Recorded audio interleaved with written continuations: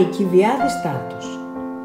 Ο εφοπλιστής Αλκιβιάδης Τάτος υπήρξε ο μέγας χορηγός της δημιουργίας του ανοιχτού θεάτρου της χώρας.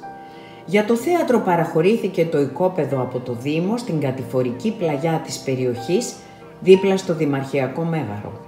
Το θέατρο, κτισμένο με ντόπιο μάρμαρο, φέρει την υπογραφή των αρχιτεκτόνων Κυριακούλας Κονδυλάτου και Κωνσταντίνου Λούκου. Το θέατρο μπορεί να φιλοξενήσει 900 θεατές και είναι εξοπλισμένο με φωτιστικά και ηχητικά μηχανήματα.